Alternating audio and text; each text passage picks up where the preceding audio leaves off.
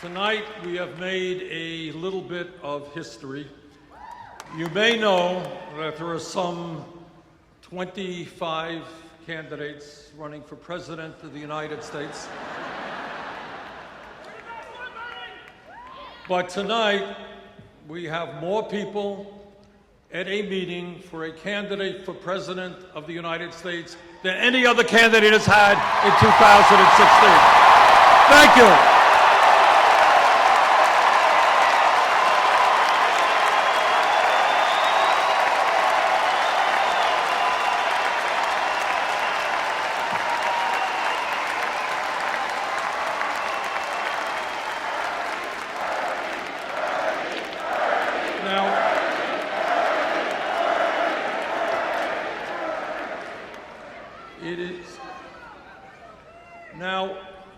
I was shown something yesterday. Apparently, the Wisconsin Republican Party has welcomed me into the state with a billboard, and the billboard indicated that I was an extremist. So let me just say a few words to my friends in the Republican Party about extremism.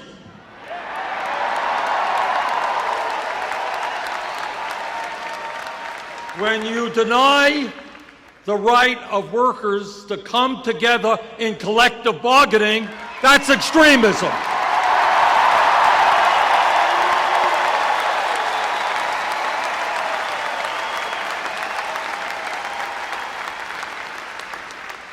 When you tell a woman that she cannot control her own body, that's extremism.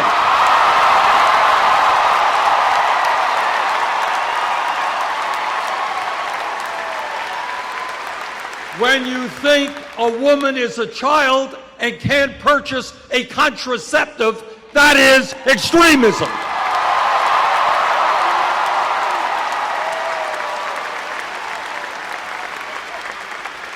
When you give tax breaks to billionaires and refuse to raise the minimum wage, that's extremism.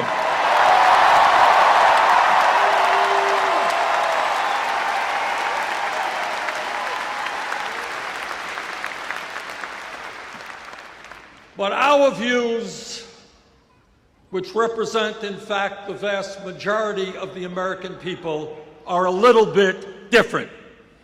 We believe that the time has come when people in Wisconsin, Vermont, and all over this country create a political movement which says to the billionaire class, you can't have it all.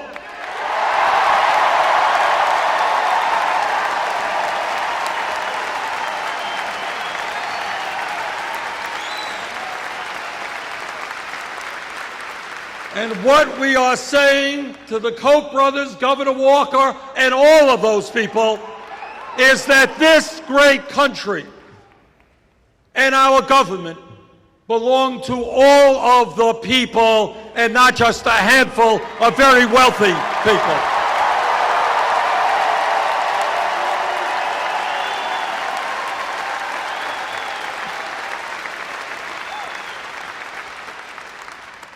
Now, the truth of the matter is that politics in a democratic society should not be complicated. What politics should simply be about is people coming together, taking a hard look at the problems that we face, listen to different ideas, and then go about solving those problems.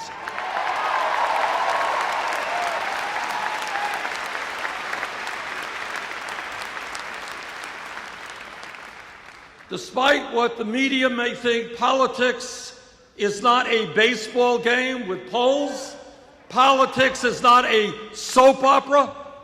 What politics is about in a democratic society is people coming together and improving life for our people.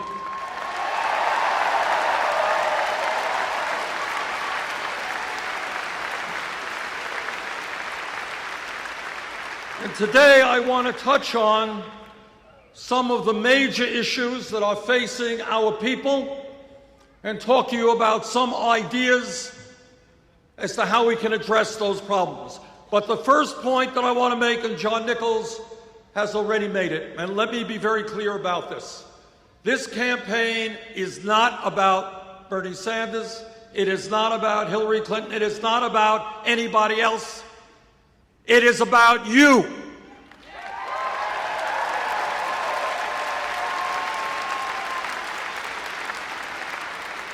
It is about putting together a grassroots movement of millions and millions of people who stand together and make it clear that we need fundamental changes in the economics and politics of this country so the government works for all of us and not a handful of wealthy campaign contributors.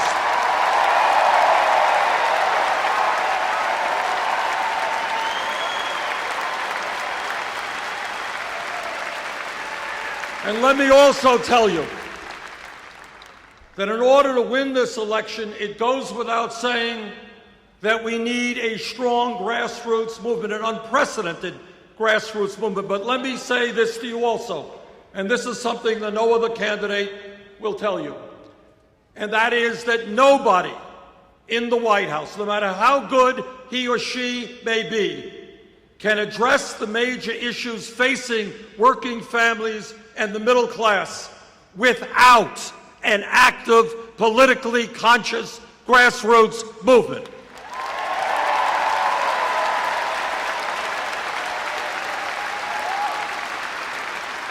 And the reason for that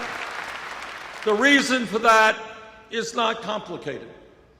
It is that the big money interests, Wall Street, corporate America, all of these guys have so much power that no president can defeat them unless there is an organized grassroots movement making them an offer they can't refuse.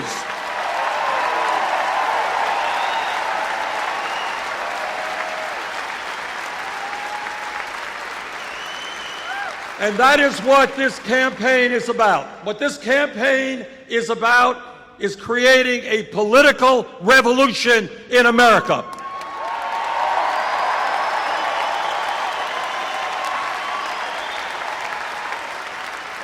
A revolution which takes on the greed of Wall Street and corporate America.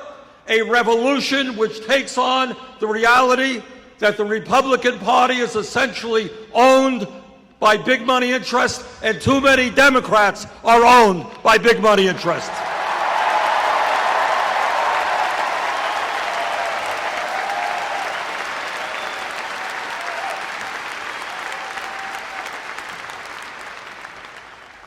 Today, we live, hard to believe, many people don't sense it, we live in the wealthiest nation in the history of the world. That's where we are today. But most people in this country don't sense that, don't feel that, because almost all of the wealth is being held in the hands of a very few.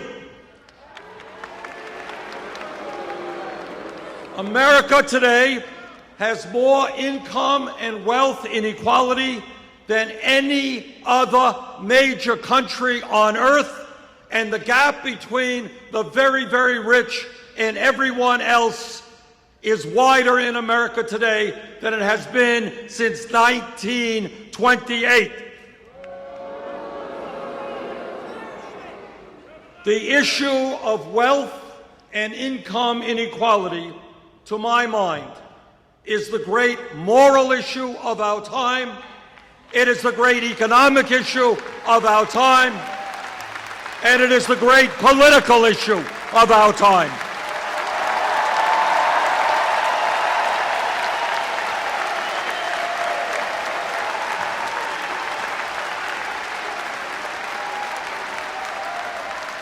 Let me be as clear as I can be. There is something profoundly wrong when today the top 1/10 of 1% own almost as much wealth as the bottom 90%. There is something profoundly wrong when today 58% of all new income is going to the top 1%. There is something profoundly wrong when in recent years we have seen a proliferation of millionaires and billionaires at the same exact time as millions of Americans are working longer hours for lower wages, and we have by far the highest rate of childhood poverty of any major industrialized country. There is something profoundly wrong when one family, the Walton family of Walmart, owns more wealth than the bottom 130 million Americans. This grotesque level of inequality is immoral, it is bad economics, it is unsustainable, and it is not what the United States of America is supposed to be about.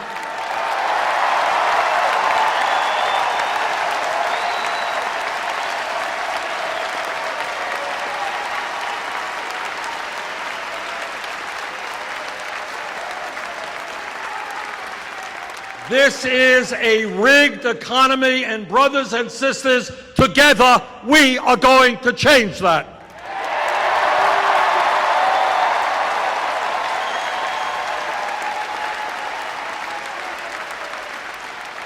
This campaign is sending a message loud and clear to the billionaire class, and that is, you can't get tax breaks when children in America go hungry.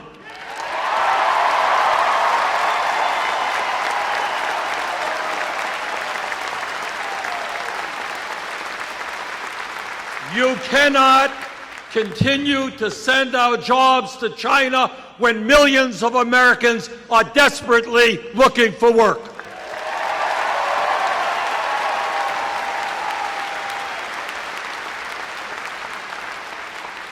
You can't hide your profits in the Cayman Islands and in other tax havens while we have so many unmet needs in America. You're going to have to start paying.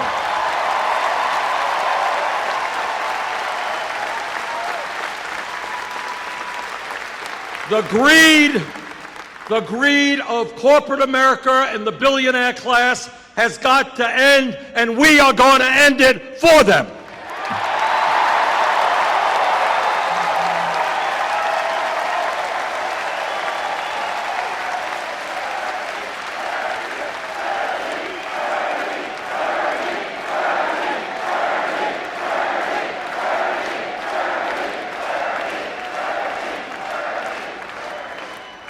But the issue of our economy is not just income and wealth inequality.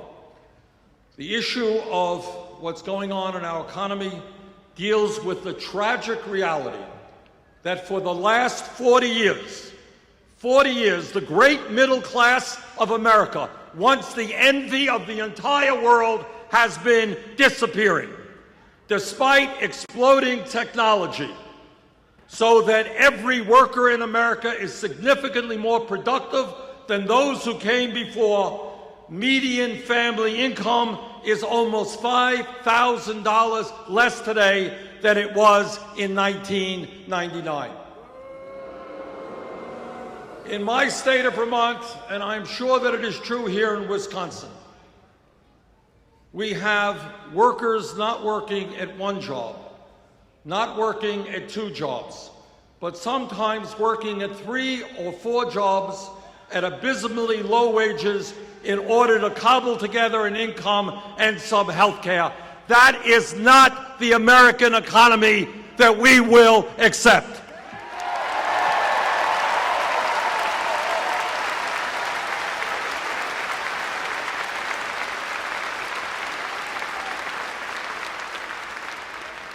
And when you look at the economy, what we have to understand is that every month the government announces a statistic about official unemployment. Currently it is about 5.4%. But if you look at another government statistic, which includes those people who have given up looking for work, and those people, those millions of people who are working part-time when they want to work full-time, real unemployment today is close to 11%. That is unacceptable.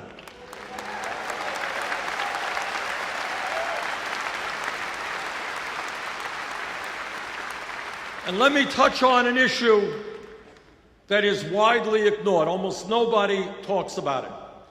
And that while real unemployment is close to 11%, youth unemployment has reached tragic proportions.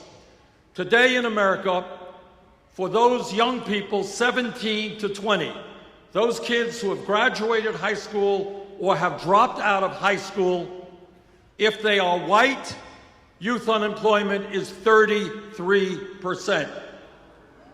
If they are Hispanic, youth unemployment is 36%. If they are African American, youth unemployment is 51%. In my view, maybe, just maybe, it makes sense to create jobs and educational opportunities for these young people.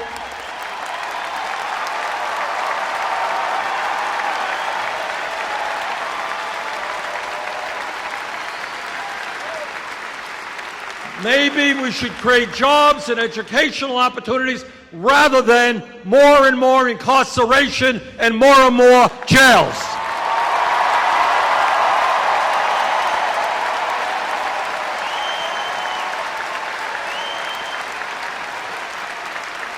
Today in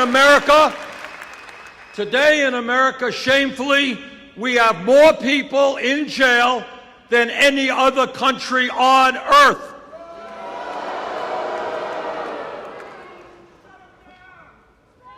So our job, in fact, is to create a new criminal justice system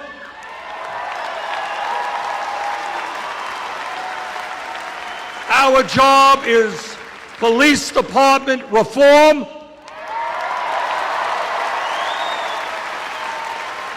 Our job is to make sure that young African Americans can walk down the street without being abused or worse.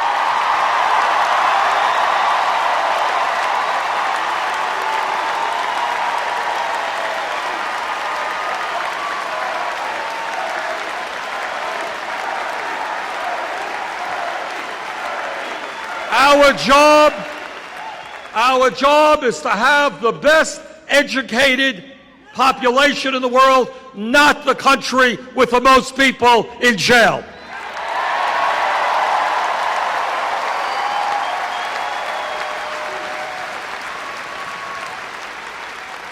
And when we talk about the economy, it's not only the grotesque level of income and wealth inequality, it's not only the unacceptably high levels of unemployment.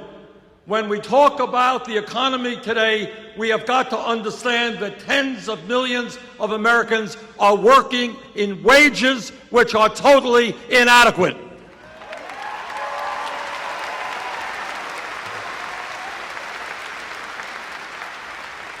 Now, I know that Governor Walker may disagree.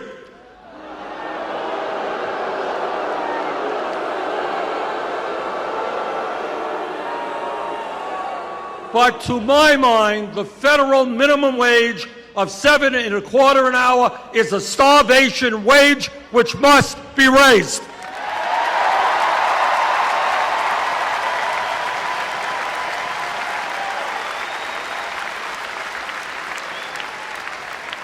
The minimum wage must become a living wage, which means $15 an hour over the next few years.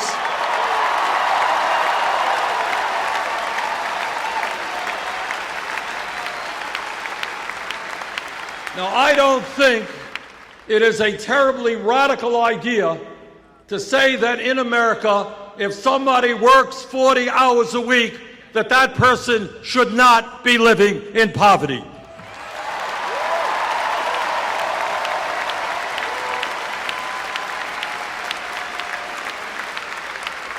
And brothers and sisters, a living wage should not only be fair, it should be equitable. There is no excuse for women making 78 cents on the dollar compared to men.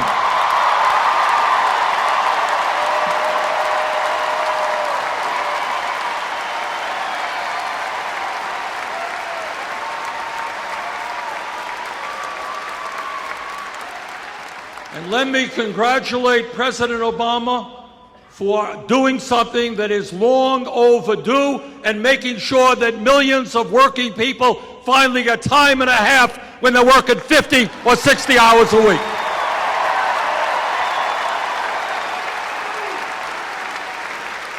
That's an issue that many of us have been working on, and I'm glad the president came through. Now,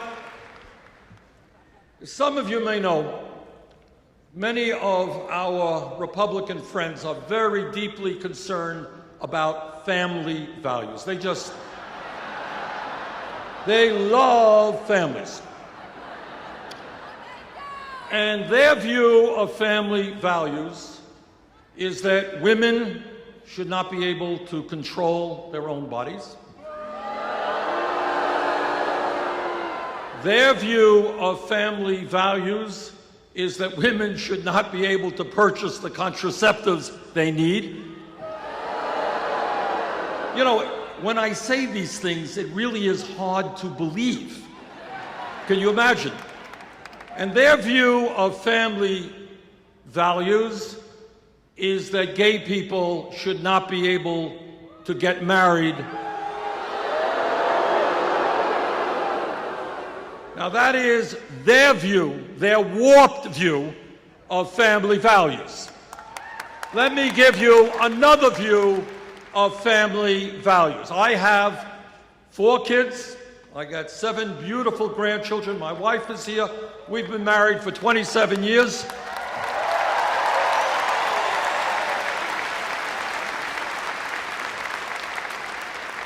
I believe, and you believe, in the importance of family. And that is why, because we believe in real family values, the United States must end the international embarrassment of being the only major country on earth that does not guarantee workers paid medical and family leave,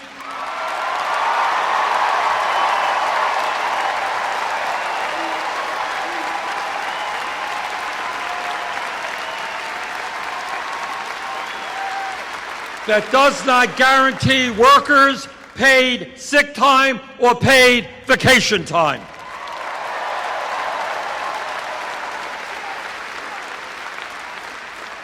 So let me talk a little bit about family values. Today in Wisconsin or in Vermont, a woman is having a baby. One of the most meaningful and important moments in her life. Father is standing right beside her. But because that family does not have a lot of money, that woman will be forced to go back to work in a week or 7 or 8 days. That is not a family value.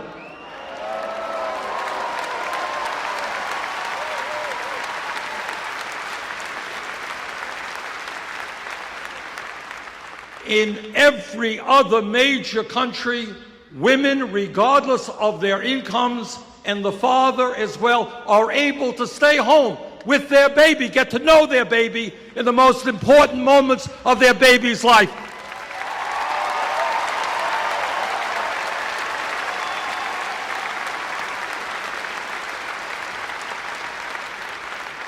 That is a family value, and that is why I will fight for 12 weeks of paid family and medical leave.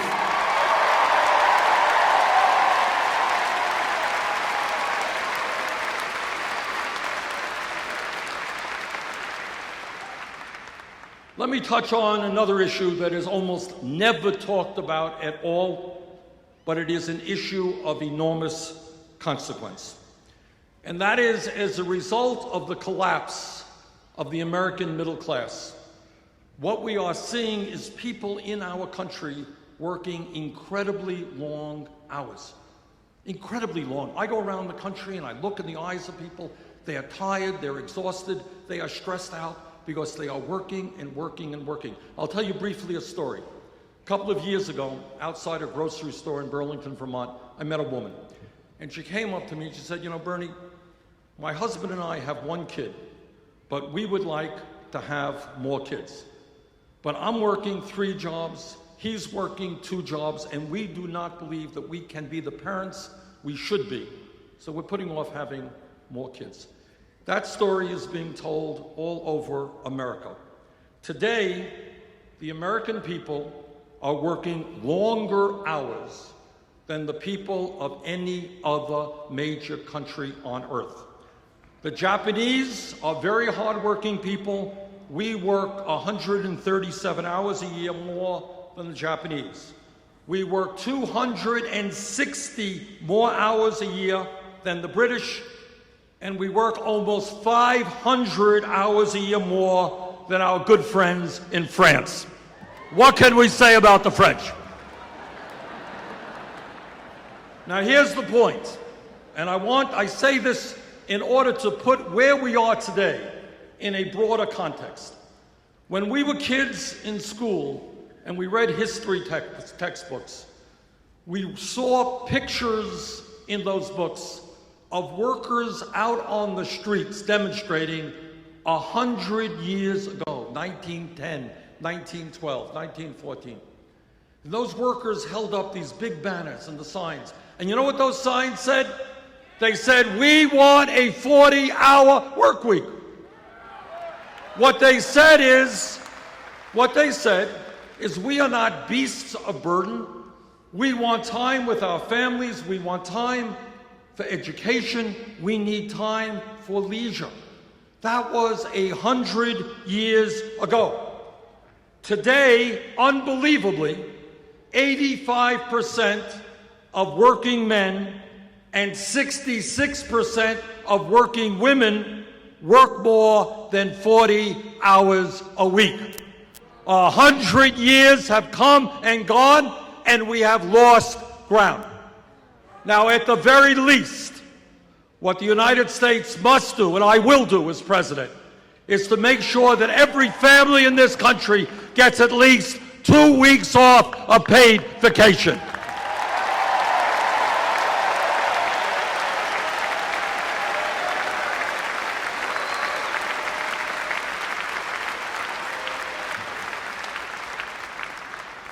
Now, when pollsters go out and they ask the American people what is uppermost on their mind, what are they most worried about? The answer always is a 4-letter word called jobs, J-O-B-S. When you have real unemployment of 11%, youth unemployment over 30%, now is the time for a federal jobs program to create millions of decent paying jobs.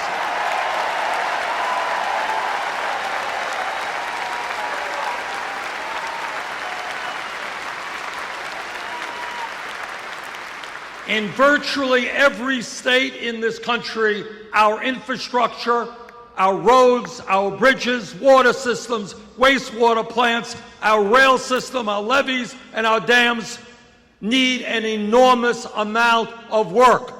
Now is the time to invest in rebuilding our crumbling infrastructure. A $1 trillion...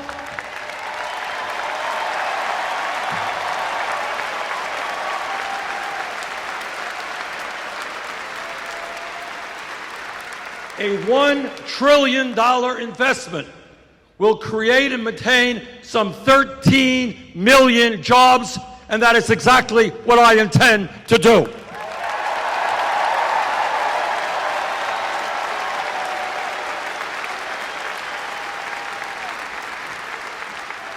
But when we talk about jobs, it's not just the need to create millions of decent paying jobs. It is the necessity to end job loss as a result of disastrous trade policies.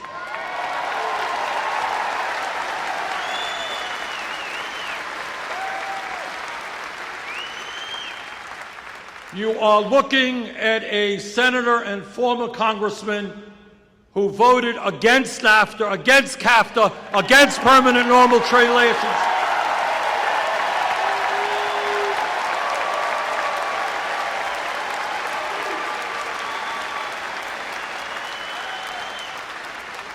And I will do everything that I can to defeat this disastrous TPP.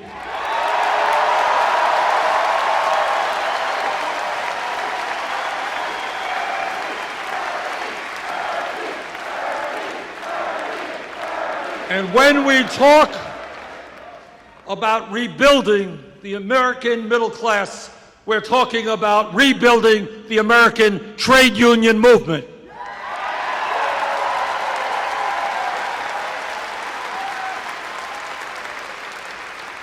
There are millions of workers who would like to join unions today but are unable to do so because of illegal actions on the part of their employers. In my view, if 50% plus one of workers in a bargaining unit sign a card asking for a union, they should have that union.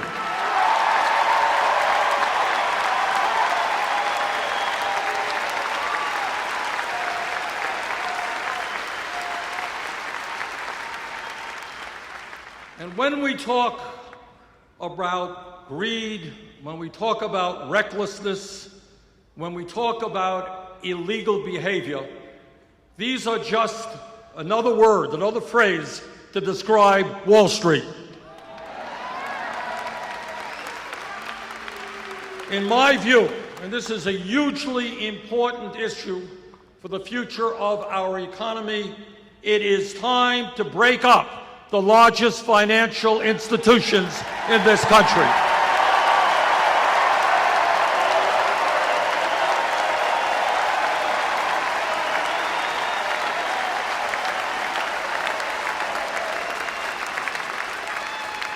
Wall Street cannot continue to be an island unto itself, gambling trillions in risky financial instruments while expecting the public to bail it out.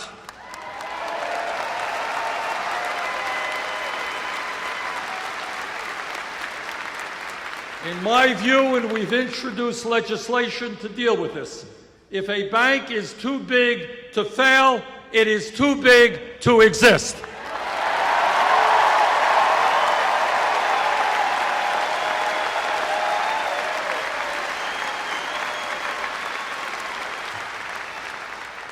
When we talk about issues of jobs or education or the environment or any other significant issue, they all are related to another issue which undermines everything else that's going on in America.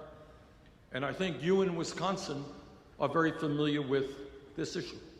So let me be as blunt as I can be when I tell you what you already know. And that is that as a result of the disastrous Supreme Court decision in the Citizens United case,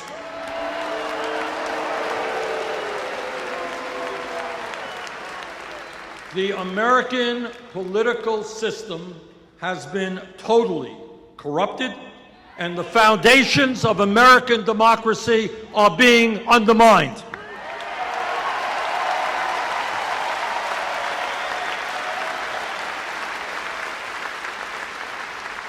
What the Supreme Court said in so many words is they said to the wealthiest people in this country, they said, okay guys, you already own much of the economy.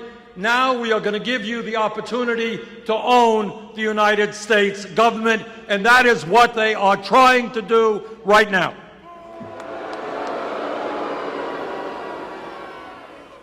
Let me be as clear as I can be, and that is that as President of the United States, I will not nominate any justice to the Supreme Court who has not made it crystal clear that he or she will vote and work to overturn this disastrous Citizens United decision.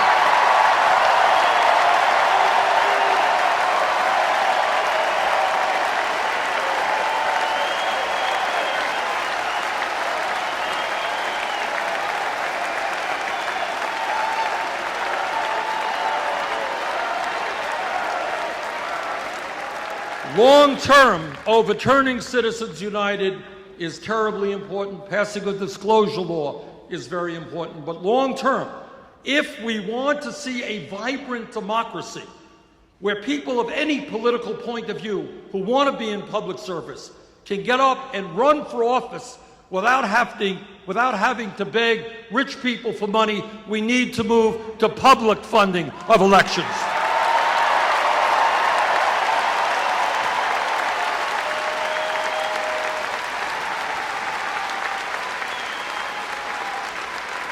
Let me give you an example. I'll give you an example of how bad the situation is today. According to media reports, which I think are accurate, the Koch brothers alone, second wealthiest family in America, a family that wants to eliminate Social Security, Medicare, Medicaid, public education, and virtually every piece of legislation passed since the 1930s which protect working families. This one family will be spending in this election cycle close to $1 billion.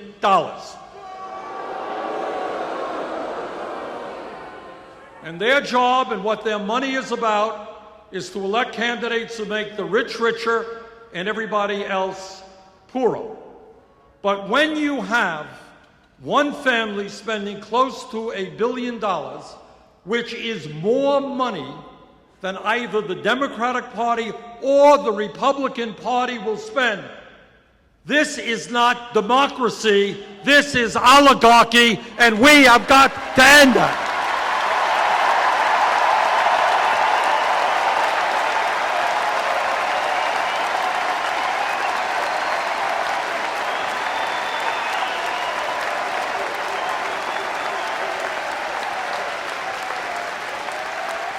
Let me also be clear that American democracy means one person, one vote.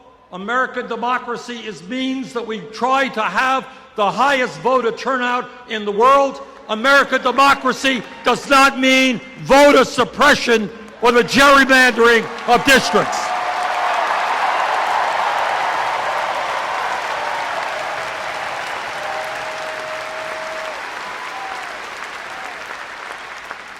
I think everybody here knows that we are living in a very competitive global economy, and that if we are going to succeed, if our economy is going to do well in years to come, we need to have the best educated workforce in the world.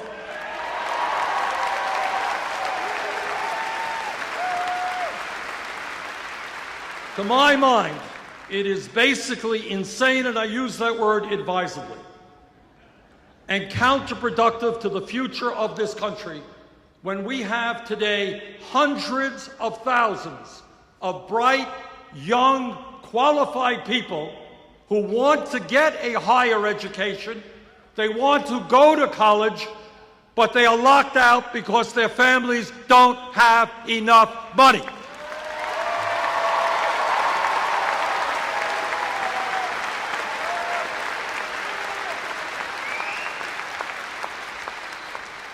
And that is not only pulling the ladder out from under these young people who want to work hard and make it to the middle class, it is not the way you create a growing and vibrant economy when we need doctors and scientists and nurses and teachers and all kinds of well-educated workers. But the issue goes beyond the high cost of college and people not being able to get into college. Today, we have a situation where we have millions of young and not so young people who are shouldering horrendous college debt decade after decade.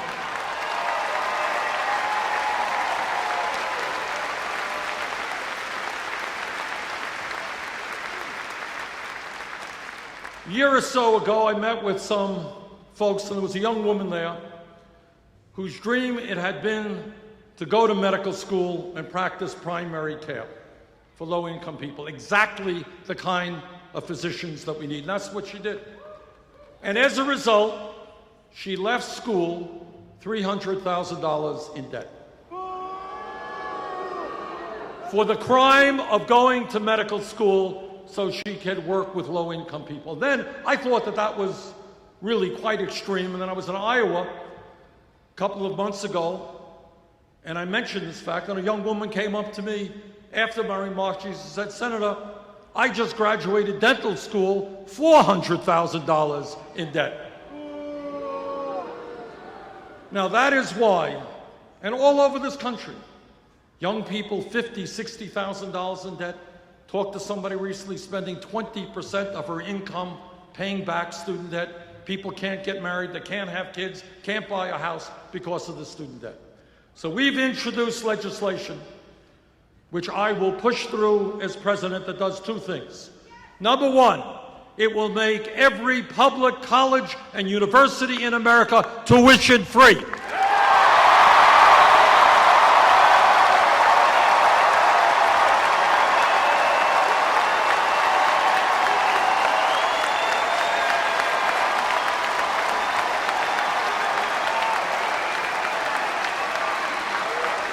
And I want you to know, the importance of that concept is not just for kids in the 11th or 12th grade who want to go to college. The importance of that concept is that it will resonate with kids in the 5th grade and the 6th grade. Right now, all over America, there are young kids who may not know it intellectually, but they know it emotionally. Their parents didn't go to college. The kids in their neighborhood don't go to college. Why should they study hard? Why should they do their homework if they're not going to be able to get a higher education or make it into the middle class? That's wrong.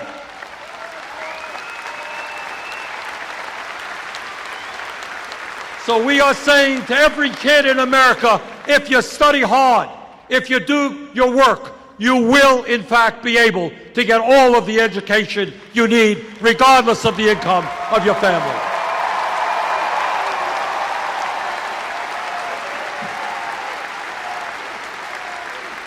And when we talk about student debt, it is absolutely unconscionable that we have folks today who are paying interest rates of 8, 9, 10% on student debt, which they are stuck with for decades, yet they can go out and refinance their home for 2 or 3%.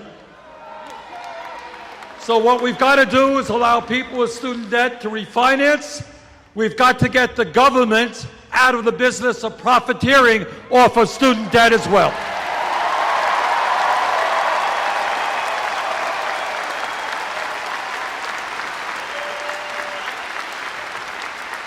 And when we do that, we can cut student interest rates by more than half. Now, when we talk about the major issues facing not only our country, but the world, it is absolutely essential that we talk about our responsibilities as human beings, as adults, as parents, and understand that there is nothing more important than leaving this planet in a way that is habitable for our kids and our grandchildren.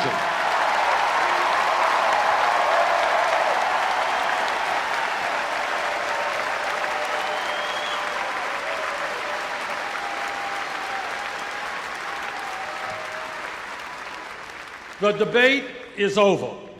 The scientific community has spoken in a virtually unanimous voice. Climate change is real. Climate change is caused by human activity, and it is already causing devastating problems all over our country and all over the world.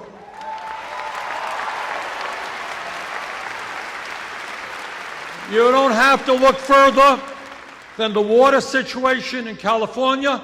You don't have to look further than what's going on in Pakistan, where people are dying from an unprecedented heat wave.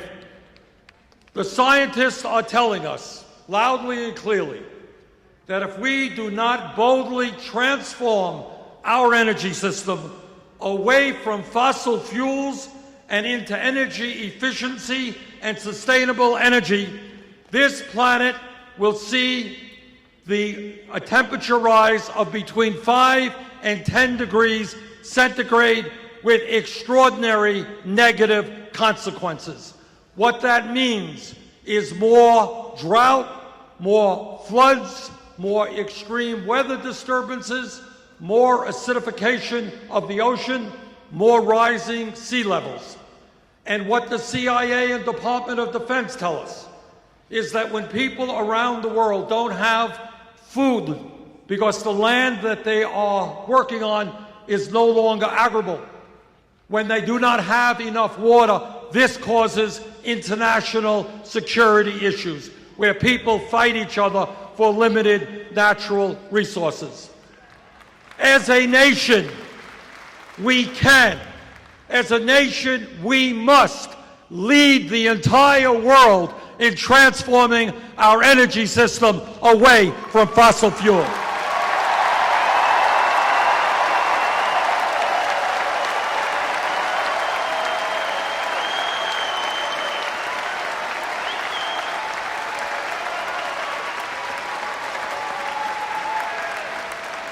Now, let me just mention something to you that many of you know, and that is today, sadly, tragically, the United States of America is the only major industrialized nation that does not guarantee health care to all people as a right.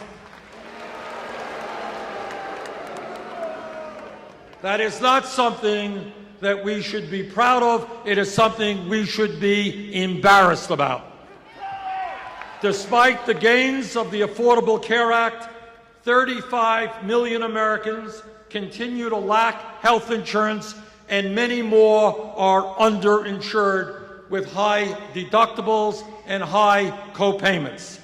Yet, despite all of that, we continue to spend almost twice as much per capita on health care as do the people of any other nation. In my view, this country must make two fundamental decisions with regard to health care. Number one, in America, health care must be a right for all of our people.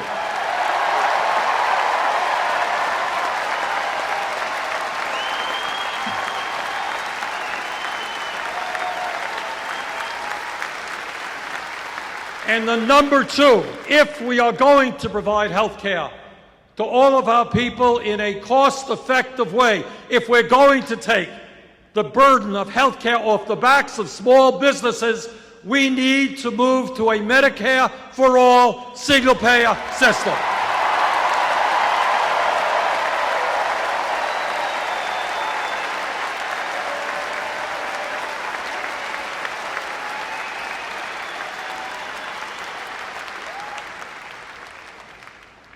All of you who are here this evening, I think, have an understanding about how real change takes place in our country and has historically taken place. You are aware that change takes place from the bottom on up. It's never from the top on down. People on top are usually the last to know. You are all aware that 100 and more years ago, workers who are working incredibly long hours under horrendous working conditions said enough is enough. We're going to form unions and engage in collective bargaining. And as a result of those efforts, we created a middle class in this country. Workers had decent wages, decent benefits. And politically, because of millions of workers coming together, we passed Social Security, Medicare, Medicaid, and many other programs to help the American people.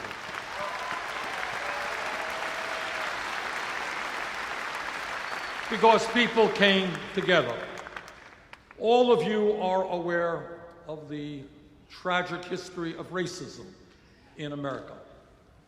But for a very long time, African Americans and their white allies came together, and they struggled, and they stood up for justice, and they stood up to lynching, and they stood up to segregation, and they stood up to a situation where African Americans couldn't even vote in America.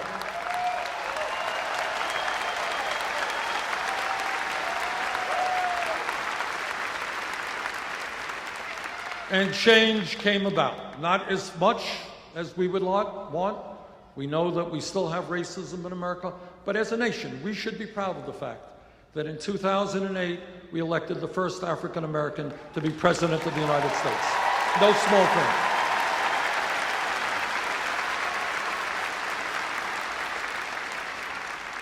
But so many people stood up and fought for civil rights. Didn't happen because of a few.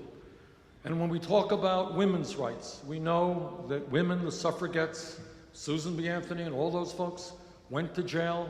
Some of them died, and they said, women in America and around the world will not be second-class citizens.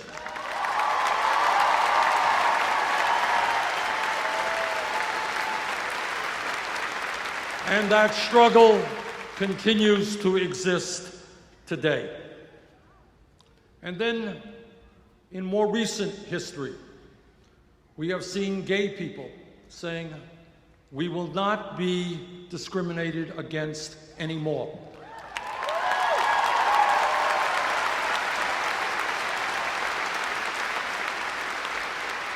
And a huge change swept the country, huge change in consciousness, and said that we are going to treat all of our people with respect and dignity, no matter what their sexual orientation may be.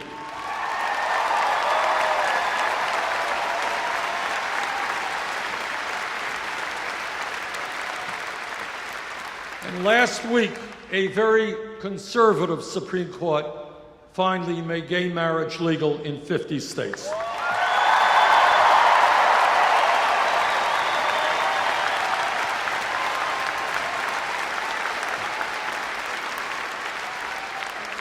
So as a nation, we have a right to be very proud of the successes that we have seen because of the struggles of millions of people to create a less discriminatory society. That's something we should be proud of. Right, we deserve a hand for that.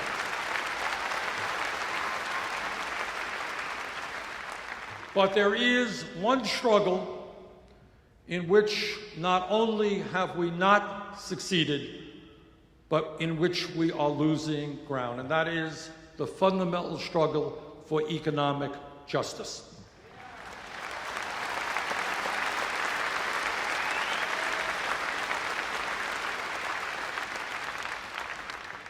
I am, in the Senate, the ranking member of the Budget Committee, which means that I am the Democratic leader on that committee. And I want to give you an example. And I want to speak now not just to the people in this room, but to working class and middle class Republicans in the state of Wisconsin. Because I want you to know what many people do not know. I want you to know what your party, Republican Party, is doing in Washington, D.C. This is what the Republican budget did. And I know something about it because I am the ranking member of this committee. This is what it did. About 2 months ago, this legislation was passed. And this legislation sets the framework for what the appropriations committees will do later on. 35 million Americans have no health insurance. Only major country on earth without health care for all. Republicans decided to end the Affordable Care Act, cut Medicaid by over $400 billion, throw 27 million Americans off of health insurance.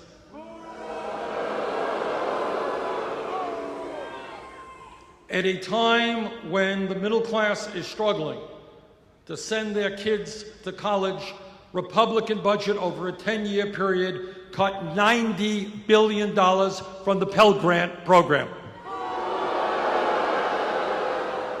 At a time when millions of Americans are working 40 or 50 hours a week and are not earning the income they need to adequately feed their family, the Republicans made massive cuts in nutrition programs for hungry people and for children, including the WIC program, which is designed to protect low-income, pregnant women and their newborn babies.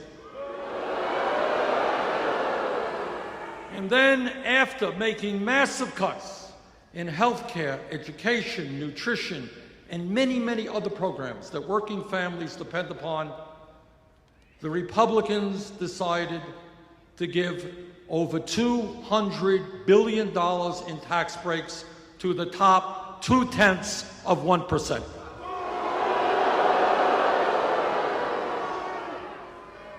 In my view, when we reach out, and what this campaign is about, is to reach out to working families all over this country, including Republicans. Because I believe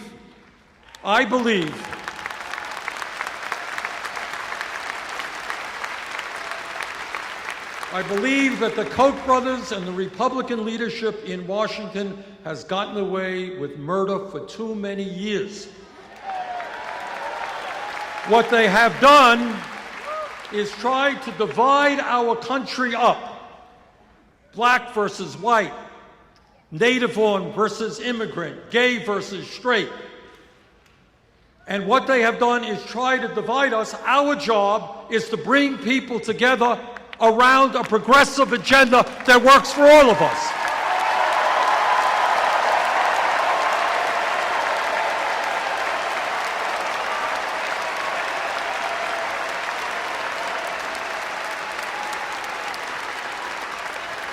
Go out, please, where we need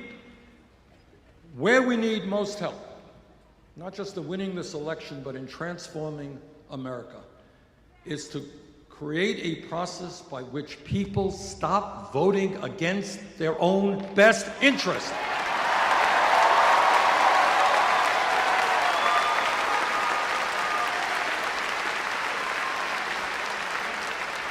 Ask your Republican friends at work if they really think it makes sense to vote for people who are going to send their jobs abroad. Vote for people who will not raise the minimum wage. Vote for people who take health care away from their own children. And when we are successful in bringing our people, middle-class working people, together, we will transform America.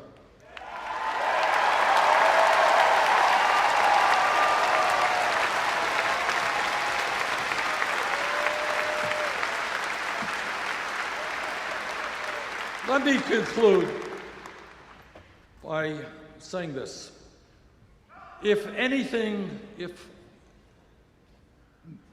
What I would like to ask of you is please think big, not small. In Washington, the debate is often about whether we cut education by 2% or 6%, whether we throw this many people off of health care or that many, whether we give corporations this much of a tax break or that much of a tax break. That's not the worldview that we should have. Our vision should be that in the wealthiest country in the history of the world, there is nothing that we cannot accomplish.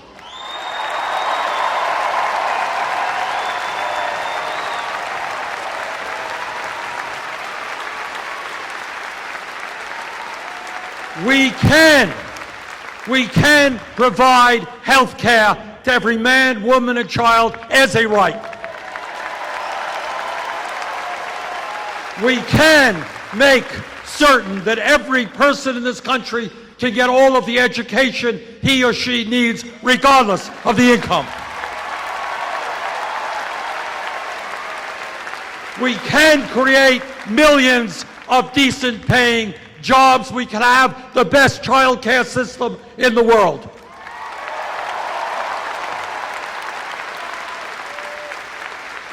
In the last 30 years, there has been a huge redistribution of wealth from the middle class and working families to the top 1/10%. Our job is to reverse that, redistribute wealth back into the hands of working families.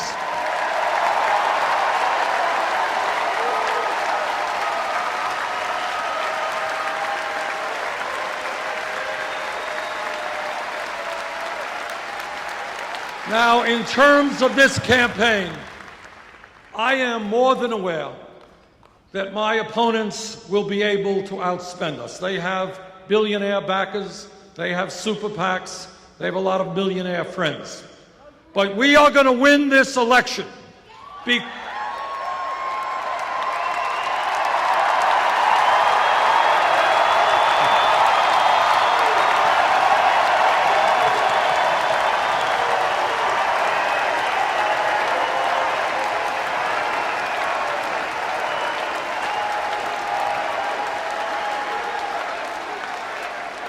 are going to win this election because if we do our job well, if we develop the grassroots national movement that I know we can, at the end of the day, they may have the money, but we have the people, and when the people stand together, we can win. Thank you all very much.